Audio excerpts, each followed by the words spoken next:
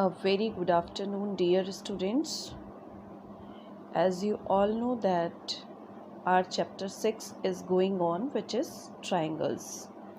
In last class, we have completed our exercise 6.2, and this time we are moving forward with our next theorem, theorem 6.3, in which we will learn what are the criteria for similarity of the triangles, right?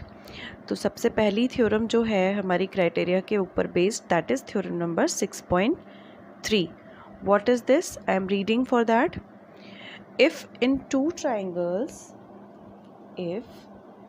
two triangles corresponding angles are equal.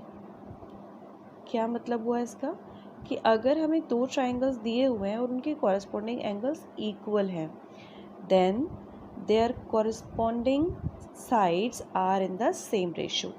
ये proof करना है. और proportional, and has the two triangles are similar, और दोनों triangles similar हो जाएंगे.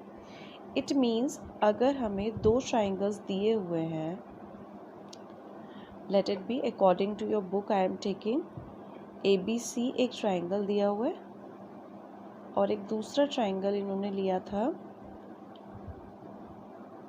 बिगर than this one, DEF.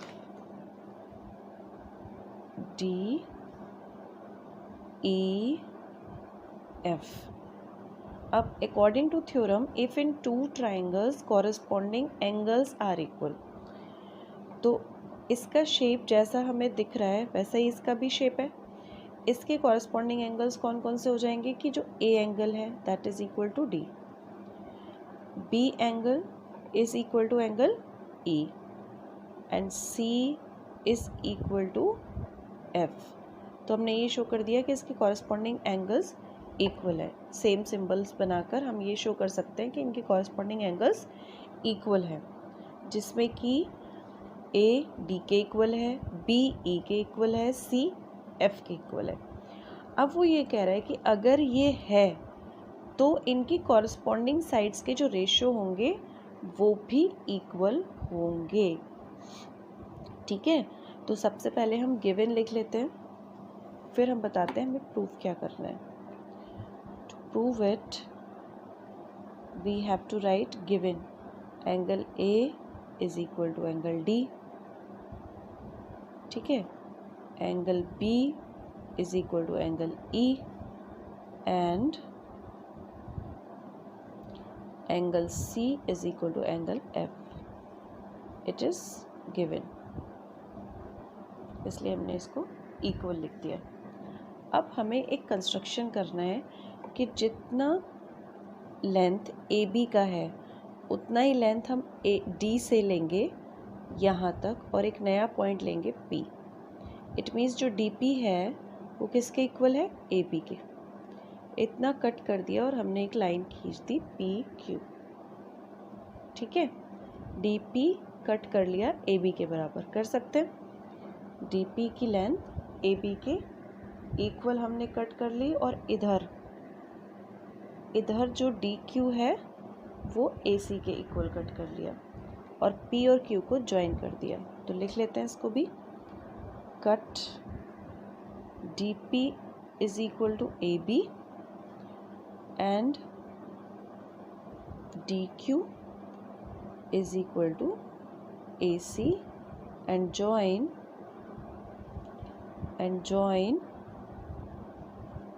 PQ. ये हमारा कंस्ट्रक्शन टाइप हो गया कि AB और AC की लेंथ के बराबर हमने ये दो साइड्स ले ली.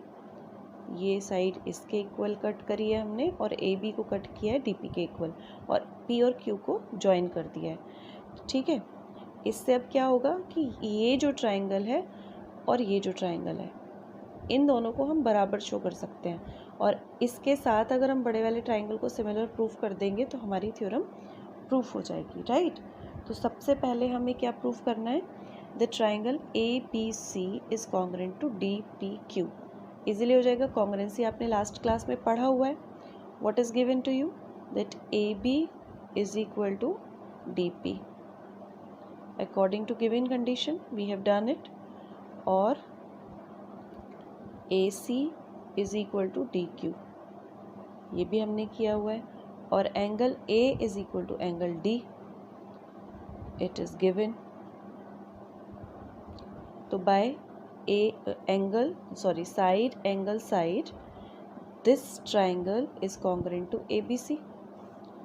Therefore, triangle ABC is congruent to triangle DPQ by side angle side criteria. ठीक है बेटा, ये इक्वल हो गए, कॉन्ग्रेंट हो गए दोनों ट्राइंगल्स. अब आप ये कह सकते हो कि this angle is equal to angle E, क्योंकि B एंगल जो था वो E के ऑलरेडी गिवन है इक्वल, और जब ये दोनों कॉन्ग्रेंट हो गए तो CPCT से B एंगल किसके इक्वल हो गया? P के. याद आ गया? Now angle B is equal to angle P by corresponding parts of congruent triangle by CPCT. So this implies कि angle P is equal to angle E हो गया, angle P angle E के equal हो गया कि नहीं हो गया? क्योंकि B, because angle B is equal to angle E, it is already given. ये हमें corresponding angles already given है. तो जब ये दोनों एंगल्स इक्वल हो गए तो ये कैसे एंगल्स हो गए? एक लाइन ये ड्रॉ करी हुई है, ये ट्रांसवर्सल है, तो ये कॉरस्पॉन्डिंग एंगल्स हो गए कि नहीं हो गए? अगर ये कॉरस्पॉन्डिंग हो गए तो ये दोनों साइड्स पैरेलल हो गई. Therefore PQ is parallel to EF because P and E are corresponding angles. ठीक है, कॉरस्पॉन्डिंग एंगल्स हो गए. तो अब जब ये दोनों साइड्स पैरेलल आ गई हैं तो अकॉर्डिंग टू BPT इन दोनों के रेशोज़ भी इक्वल आ जाएंगे. ठीक है भाई, तो पहले हम क्या लिखेंगे? DP upon PE is equal to DQ upon QF by BPT, basic proportionality theorem. ठीक है भाई, ये दोनों साइड्स जैसे हमने BPT में प्रूव करा था कि अगर ये लाइन पैरेलल है इस लाइन के तो ये सेम रेशो में कट करते हैं. तो DP upon PE is equal to DQ upon QF equal आ गया. अब इसी से हम ये प्रूव कर देंगे. DP की जगह में क्या लिख सकती हूँ? DP मैंने किसके इक्वल लिया था? AB के. तो इन place of DP I can write AB upon DE लिख सकते हैं. कैसे लिख सकते हैं? लेकिन पहले आप ऐसे ही लिखो, PE is equal to DQ किसके इक्वल काटा था? AC के. AC upon QF. ठीक है, इतना ऐसे ही करो. फिर उसके आगे हम एक स्टेप चलेंगे कि हमें पूरी साइड लेनी है. AB अपॉन DE पूरा लेना था according to this theorem, same ratio में. ठीक है, तो ये DE पूरा करने के लिए हम क्या करेंगे कि अगर हम PE में DP प्लस कर दें तो DE पूरा हो जाएगा कि नहीं हो जाएगा? तो इन फर्स्ट स्टेप जो ये वाला था, हमने DP से जो किया था ये वाला स्टेप, अगर इसमें हम दोनों तरफ +1 कर दें, +1, मैं नेक्स्ट पेज पे कर रही हूँ. DP upon PE, DP, in last equation we are reversing it. PE upon DP is equal to QF upon DQ. अब दोनों तरफ ऐड कर देते हैं 1, add 1 to both sides. Add कर दिया. PE upon DP +1 is equal to QF upon DQ +1. क्योंकि दोनों तरफ 1 ऐड करने से कोई ख़ास फ़र्क पड़ेगा नहीं, बट हमारी प्रॉब्लम सॉल्व हो जाएगी. जब हम LCM लेंगे तो ये हो जाएगा PE + DP is equal to D Q LCM आ जाएगा, तो Q F plus D Q. ठीक है बेटा, तो P E plus D P किसके इक्वल हो रहा है, दिखा देती हूँ मैं आपको। D P plus P E पूरा डी ई के इक्वल हो जाएगा, ऐसे ही D Q plus Q F पूरा डी एफ के इक्वल हो जाएगा।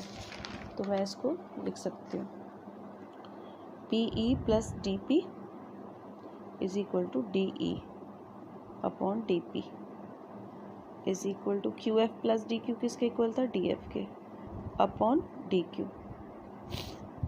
ठीक है, अब इसको फिर से रिवर्स कर लेते हैं, क्योंकि जो प्रूफ करना है उसके अकॉर्डिंग चलेंगे हम। इसको मैं लिख रही हूँ डी पी अपॉन डी ई, जैसे ऊपर रिवर्स किया था इसको वापस उसी सिचुएशन में ले आए। सिर्फ हमें जो अपना काम करना था उसके लिए हमने इसको रिवर्स किया था, क्योंकि बगैर रिवर्स करे आपको ये एडिशन नहीं मिल सकता था। ठीक है, अब D P upon D E आ गया। अब डी ई की जगह मैं क्या लिख सकती हूँ, ए बी, क्योंकि डी पी की जगह मैं लिख सकती हूँ ए बी, क्योंकि डी पी किसके इक्वल कट किया हुआ है, ए बी के। तो A B upon D E is equal to, in place of D Q I am writing A C upon D F. तो ये प्रूफ हो गया। एंड सो जो लास्ट साइड है वो अपने आप ही रेशो इक्वल आ जाएगा, A B upon D E is equal to A C upon D F is equal to B C upon E F. हो गया। तो अगर दो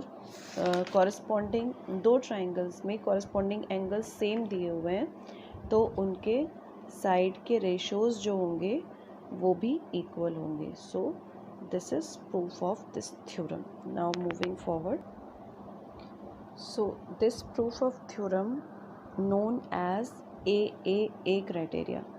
इस क्राइटेरिया को हम ए क्राइटेरिया के नाम से जानते हैं। ठीक है, इसका जो नेक्स्ट थ्योरम है that you can do on your own, easy है, बिल्कुल सेम तरीके से करना है, but I will make you understand also.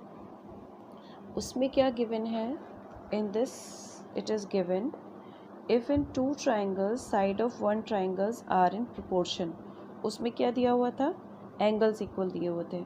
इसमें ट्राइंगल्स की जो साइड्स हैं वो सेम रेशो में दी हुई हैं दूसरे ट्राइंगल के, और उनके कॉरस्पॉन्डिंग एंगल्स इक्वल शो करने हैं, और फिर बताना है कि ये ट्राइंगल सिमिलर होंगे। बिल्कुल सेम तरीका है। आपको क्या गिवन है, रेशोज़ इक्वल गिवन है। ठीक है, लेस देन 1 क्यों लिखा हुआ है, क्योंकि रेशो हमेशा 1 से छोटा ही होना चाहिए, क्योंकि दोनों का बिल्कुल सेम साइज़ हो जाएगा तो वो कॉन्ग्रेंट हो जाएंगे ट्राइंगल्स। अगर दोनों की कॉरस्पॉन्डिंग साइड्स इक्वल हो जाएंगी तो जो ट्राइंगल्स हैं वो बिल्कुल इक्वल हो जाएंगे, कॉन्ग्रेंट हो जाएंगे। इसलिए रेशो 1 से छोटा लिया हुआ है, लाइक 1/2, 1/3, 2/3, 2/4, दिस वे। ठीक है, तरीका बिल्कुल वही है। फिर से क्या किया है, ए बी के इक्वल डी पी को कट किया, ए सी के इक्वल डी क्यू को कट किया, बिल्कुल सेम जो लास्ट थ्योरम में किया था। बट फ़र्क क्या हो गया कि D P upon P E D Q upon Q F के इक्वल आएगा। क्यों, क्योंकि ये दिया हुआ है A B upon D E is equal to A C upon D F, it is given. ठीक है, तो ए बी डी पी के इक्वल है, ये इसके इक्वल है, तो इन दोनों का रेशो भी सेम आ जाएगा सेम रेशो। तो उससे क्या हो जाएगा, पी क्यू जो है वो पैरेलल हो गया ई एफ के पैरेलल हो गया। और जब ये दोनों साइड्स पैरेलल हो गई तो ये कॉरस्पॉन्डिंग एंगल्स इक्वल हो जाएंगे, दिस वन हो जाएंगे ये दोनों इक्वल। तो इसलिए आपकी सारी साइड्स का रेशो इक्वल आ गया, डी एंगल कॉमन हो गया, ये साइड ये एंगल इसके इक्वल, ये एंगल इसके इक्वल, और वहीं से पी एंगल किसके इक्वल हो जाएगा, बी के, और क्यू एंगल किसके इक्वल हो जाएगा, सी के। तो ये भी आपस में इक्वल हो जाएंगे। तो देयरफॉर हम ये कह सकते हैं जो रेशो में गिवन है, जो साइड्स की रेशो अगर इक्वल गिवन है तो उनके एंगल्स भी इक्वल होंगे, क्योंकि हम ए बी सी को डी पी क्यू के कॉन्ग्रेंट प्रूफ कर चुके हैं, राइट। तो इसको आप एक बार पढ़ लेना, नहीं समझ में आएगा तो नेक्स्ट क्लास में मैं आपको बताऊंगी। काफ़ी सारी चीज़ें पेंडिंग हो गई हैं due to your Zoom class, क्योंकि वो नहीं हो पाई है। ठीक है, तो in next Zoom class I will discuss if you find any problem in this theorem, but easy है, कर सकते हैं इसको। अभी पीछे वाला ए क्राइटेरियन था, यहाँ पर साइड्स के रेशो इक्वल दिए हुए हैं, तो ये एस क्राइटेरियन है। ठीक है, इसके बाद नेक्स्ट पे चलते हैं।